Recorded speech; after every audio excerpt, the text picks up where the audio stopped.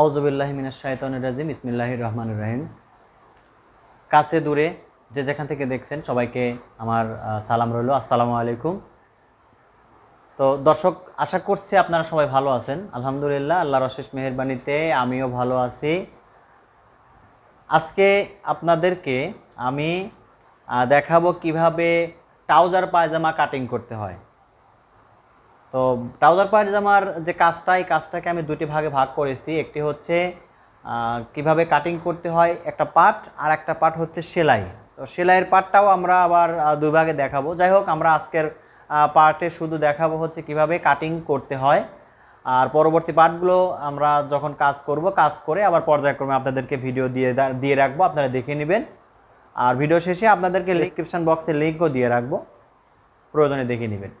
যাই হোক, ট্রাউজার পায়জামার জন্য আমার যতটুকু কাপড় প্রয়োজন সেটা বলছি।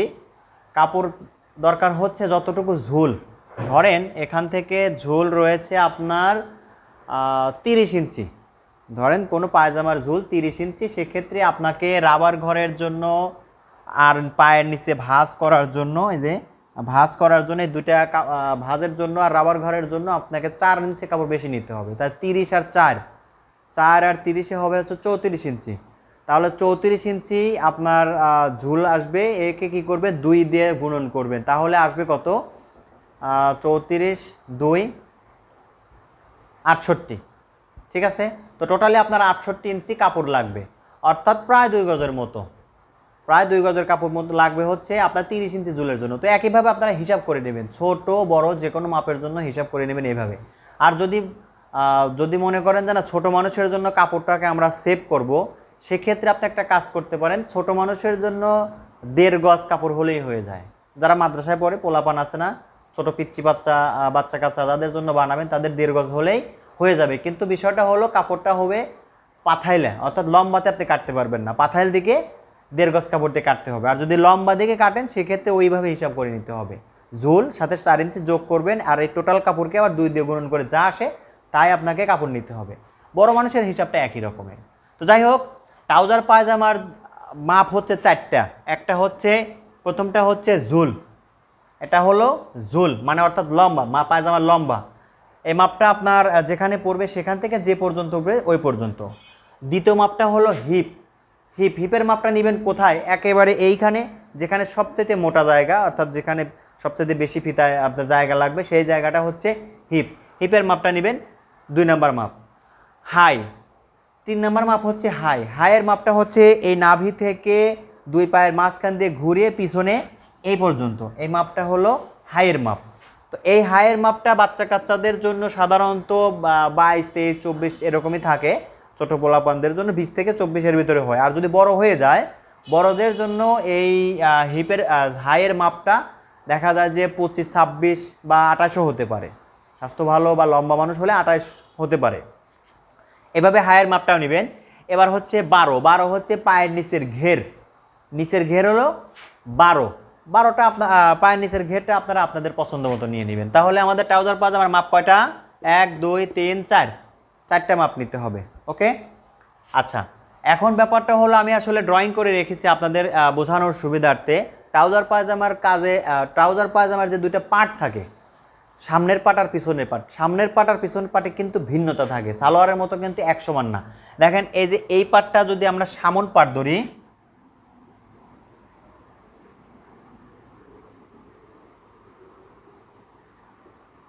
এটা যদি সামনের পাট ধরি, দেখেন এই সামনের পাটটা কিন্তু পিছনের পাটের চাইতে চিকন, অর্থাৎ এটা কিন্তু চাপা, এটা পিছন পাট।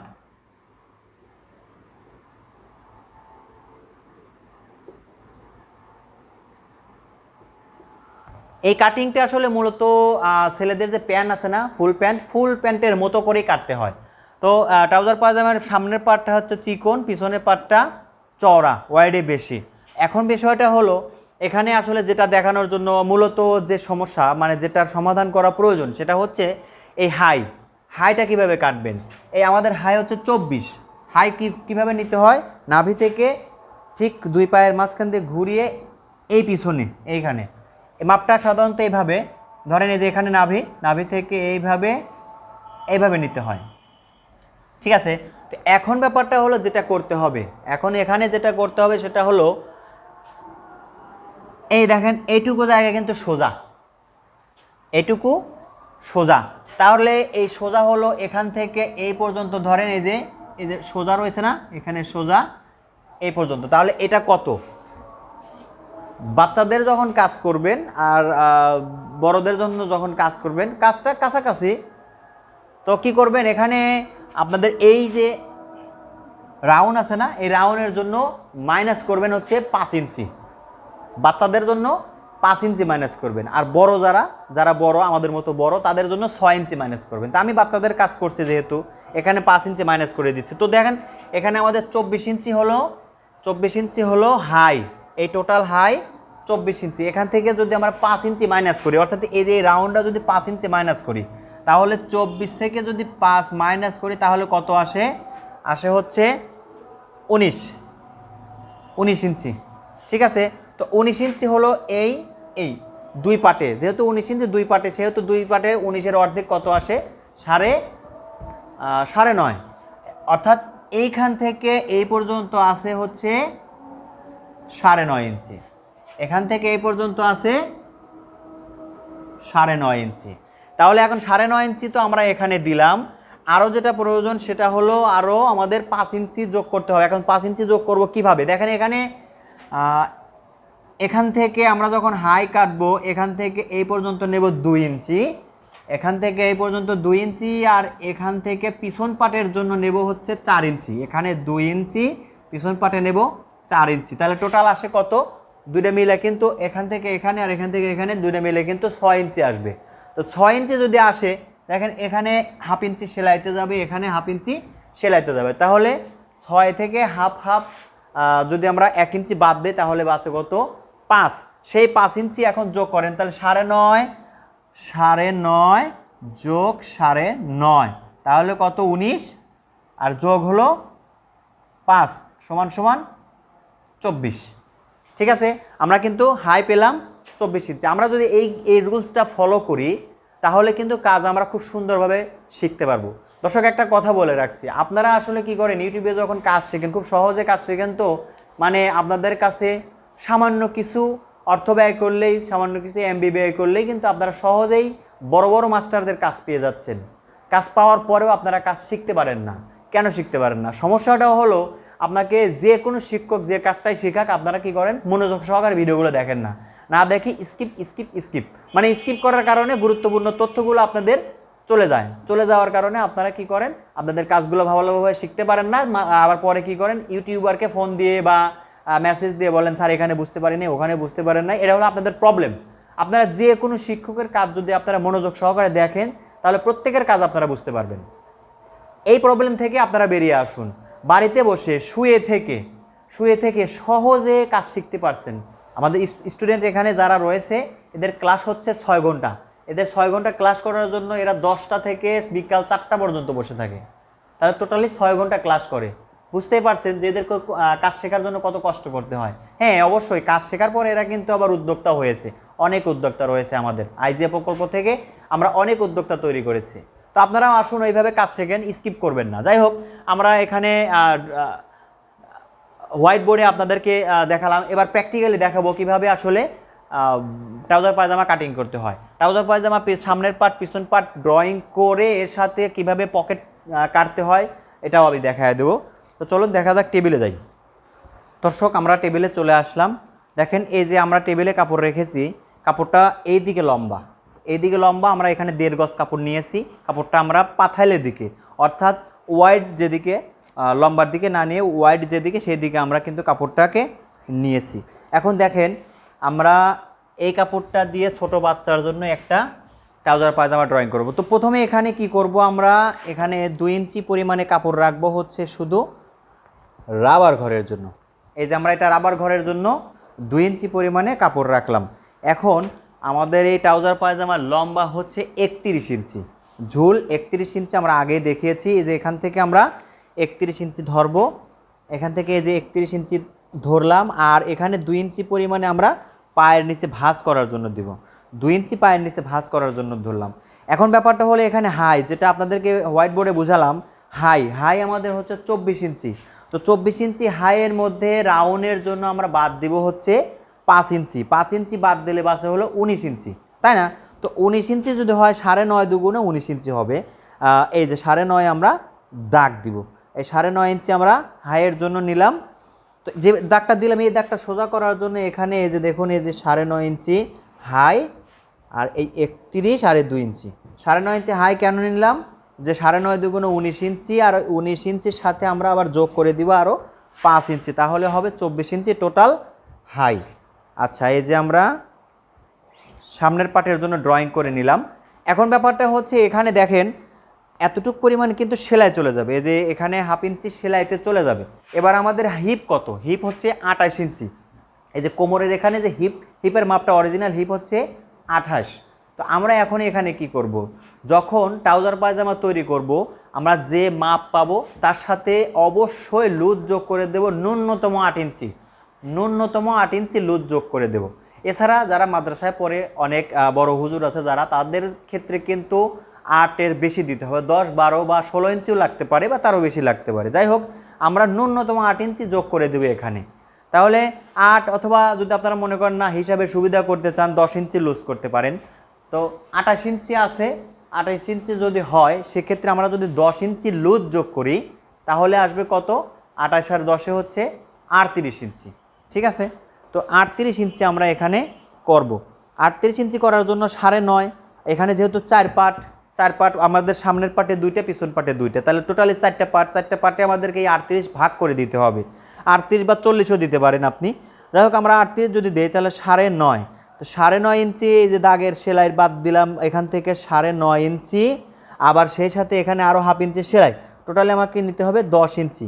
10 ইঞ্চি নিলাম। হ্যাঁ, তাহলে এই যে দাগ নিলাম এই দাগটা সেম করে এখানে আমরা দিয়ে দিব।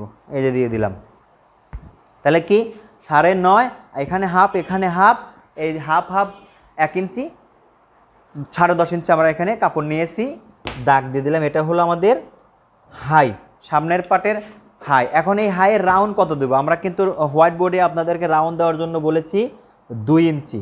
ঠিক আছে, আমরা 2 ইঞ্চি হাইয়ের রাউন্ড দিয়ে দিলাম। এই যে 2 ইঞ্চি হাইয়ের রাউন্ড দিয়ে দিলাম। এখন নিচে আসেন, নিচে আমরা এখানে কি করব? এইখান থেকে যে এখান থেকে আমরা 2 ইঞ্চি পরিমাণে বাদ দিয়ে দেব। এই 2 ইঞ্চি আমরা আসলে প্যান্টের কাটিং পায়জামার কাটিংয়ের জন্য 2 ইঞ্চি বাদ দিয়ে দিলাম। এবার পায়ের নিচের ঘের দেবে, এখানে পায়ের নিচের ঘের হলো 12, এখানে 6 দুগুণে 12। আমরা এখানে সেলাইয়ের কাপড় রাখবো না, সামনের পাটে সেলাইয়ের জন্য কোনো কাপড় রাখবো না, কারণ সামনের পাট ছোট হবে পিছনের পাট বড় হবে। তো পিছনের পাট বড় করার জন্য সেলাইয়ের কাপড়টা আমরা পিছনের পাটে দিয়ে দেবো। তাহলে এখানে কিন্তু অরিজিনাল রাখলাম কত? 6 দুগুণে 12। এখন এই হাইয়ের কাপড়, হাইটা আমরা হাই থেকে পা পর্যন্ত শেপ কাট দিয়ে এই যে মিলিয়ে দিলাম, আর এটা আমরা এখানে সোজা করে দিব, এইভাবে সোজা করে দিব। হয়ে গেল, আমাদের সামনের পাটের ড্রয়িং করা হয়ে গেছে। এখন আমরা এটাকে সুন্দর করে কেটে দিব। তো দর্শক, আসলে কাটিং করছি আমি অনেক সহজে চিন্তাভাবনা করে অনেক সহজে করার চেষ্টা করছি। যদি তারপরেও আপনাদের কাছে কঠিন মনে হয় সেক্ষেত্রে আমাকে অবশ্যই আপনারা জানাবেন যে ভাই বুঝতে পারছি না বা স্যার সমস্যা হচ্ছে, আপনি যদি একটু সহজ করেন তাহলে আমি আপনাদেরকে কি করব, আপনাদের সাথে কন্ট্যাক্ট করে আমি চেষ্টা করব আপনাদের সমস্যার সমাধান করার। ঠিক আছে,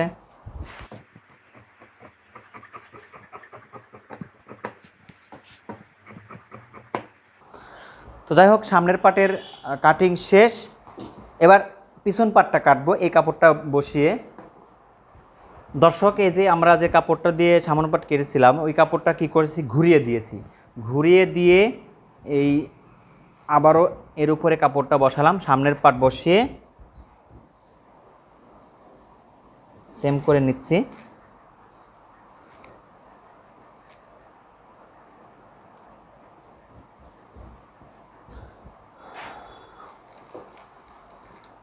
দর্শক, এখন একটা ব্যাপার খেয়াল করবেন, আমরা কি বলেছি? সামনের পাটে হাইয়ের রাউন্ড কাটবো কত? 2 ইঞ্চি, কিন্তু পিছন পাটের হাইয়ের রাউন্ড কত কাটবো? 4 ইঞ্চি। ঠিক আছে, তো এখান থেকে আমরা 4 ইঞ্চি পরিমাণে এই যে দাগ দিয়ে দিলাম। তাহলে 2 আর 4 হলো 6, 6 থেকে এখানে 1/2 ইঞ্চি, এখানে 1/2 ইঞ্চি সেলাইতে গেলে হয়ে যাবে 5। এই 5 আর এই 9.5 দুগুণে 19, এই 19 আর হচ্ছে 5-এ 24 আমাদের মেকআপ হয়ে গেল। এখন এই যে দেখুন, এই যে এখানে সামনের পাটে আমরা কিন্তু সেলাইয়ের কাপড় রাখি নাই, কিন্তু পিছন পাটে সেলাইয়ের কাপড় আমাদের অবশ্যই রাখতে হবে। এই যে 1.5 ইঞ্চি পরিমাণে আমরা বাড়তি রাখলাম, এই কাপড়টা আমাদের সেলাইয়ের জন্য রাখলাম। এখন এখান থেকে এখানে আমরা এই যে ড্রয়িং করে দিচ্ছি।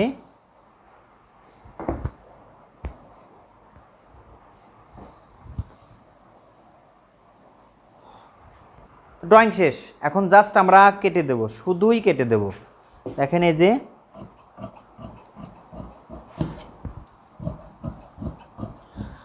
যে পিছন পাট যতটুকু বাড়তি, এই যে বাড়তি নিয়ে নিলাম। এই পাশে সামন পাট আর পিছন পাট সমান হবে, এর জন্য সমান করে নিচ্ছি।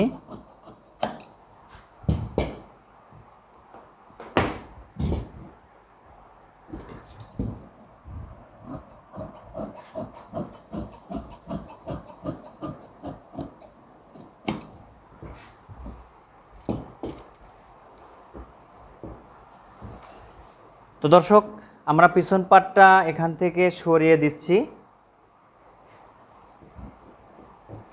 এখন সামনের পাটে কিছু কাজ আছে। দেখেন, আমাদের এই ভাঁজটা হচ্ছে কিসের? রাবার ঘরের জন্য। রাবার ঘরের এই ভাঁজটা যদি আমরা দেই, এটা 1.5 ইঞ্চি কাপড়, আমাদের যে রাবারের তৈরি হবে, রাবারটা কিন্তু 1.5 ইঞ্চি। তো 1.5 ইঞ্চি গেল, যাওয়ার পরে এখানে আমাদের কি করতে হবে? 2 ইঞ্চি, টোটালি 2 ইঞ্চি নিচে আমরা পকেট করতে পারি, বা 2.5 ইঞ্চি নিচেও করতে পারি। তো 2.5 ইঞ্চি নিচে আমরা পকেটের দাগ দিলাম, এই দাগে থেকে 2.5 ইঞ্চি নিচে পকেটের দাগ দিলাম। আর এখানে 6 ইঞ্চি বাচ্চাদের জন্য পকেট রাখবেন 6 ইঞ্চি। যদি বাচ্চা না হয়, বড় হয়, সেক্ষেত্রে পকেটের জন্য 6.5 বা 7 নিতে পারেন। তো এই যে 6 ইঞ্চি নিচে আমরা পকেটের দাগ দিলাম, দাগটা আমরা চিহ্ন করে দিচ্ছি। এখানে চিহ্ন রাখার উদ্দেশ্য হচ্ছে এই চিহ্নের উপরে আমরা আবার পকেট সেট করব, আর পকেটটাও আমাদেরকে কেটে নিতে হবে। তো এখানে দেখেন দাগ দেওয়া রয়েছে, এ পাশে আমরা দাগ দেব, যেন কি হয়, দুই পাশের পকেট একদিকে না হয়। আমাদের হাত পকেট যেন একটা ডান সাইড একটা বাম সাইড আলাদা করতে পারি। আচ্ছা, এখানেও আমরা কি করব? এখানে আমরা 2.5 ইঞ্চি নিচে দাগ দিব চেন পট্টি আর সেলাই পট্টি সেট করার জন্য। আর এই যে রাউন্ড বরাবর এই পর্যন্ত আমরা চেন লাগানোর জন্য রাখবো, চিহ্ন দিয়ে দিলাম। আমি আপনাদেরকে পর্যায়ক্রমে পকেট চেন কিভাবে তৈরি করতে হয় সবই দেখাবো। আচ্ছা, এখন আমরা এখানে পকেট সেট করব। দেখেন, পকেটের জন্য এখানে পকেট কিন্তু উপরে এতটুকু আছে, এতটুকু লাগবে। তো কাপড় টোটালি কত লাগবে? এখানে এই পর্যন্ত পকেটটা থাকবে, তাহলে টোটালি মোটামুটি 12 ইঞ্চি কাপড় হলে আমাদের পকেটের কাপড় হয়ে যাবে। আর এদিকে চওড়া 6 ইঞ্চি হলেই হবে। এখন দেখি আমাদের কাপড়ে হয় কিনা।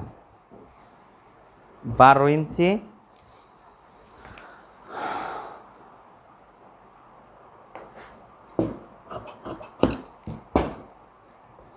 লম্বায় আমরা দিলাম 12, আর চওড়াতে যতটুকু আছে 6।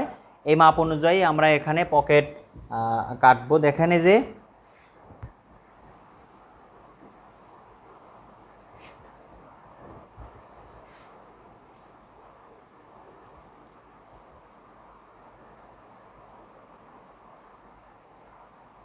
এভাবে বসিয়ে, যেহেতু পকেটটা আমাদের এই পর্যন্ত থাকবে, এইভাবে বসিয়ে পকেট আমরা কেটে দিব।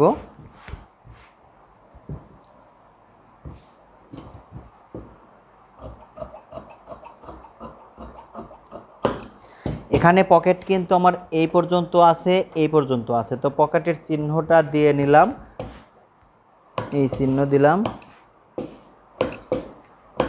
আর নিচে পকেট এইভাবে কেটে দেব। এই যে আমার পকেট হয়ে গেল। এই পকেটটা যেভাবে কেটেছি ঠিক একইভাবে আমাদের আরেক সাইডের আরেকটা পকেট কেটে নিতে হবে। তো সামনের পাট,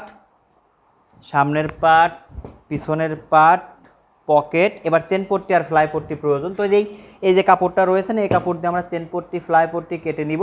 আর কীভাবে এটা যখন সেটিং করি তখন আমরা কিভাবে চেন পট্টি আর ফ্লাই পট্টি সেটিং করতে হয় সেটা অবশ্যই দেখাবো। তো কাটিংয়ের সময় যদি আপনাদের বুঝতে কোনো প্রবলেম হয়ে থাকে তাহলে অবশ্যই আমাকে কমেন্টস করে জানিয়ে দিবেন, আমি সমাধান করার চেষ্টা করব। আজকের মতো এখানেই শেষ করছি। সবাইকে ধন্যবাদ। আসসালামু আলাইকুম ওয়া রাহমাতুল্লাহ।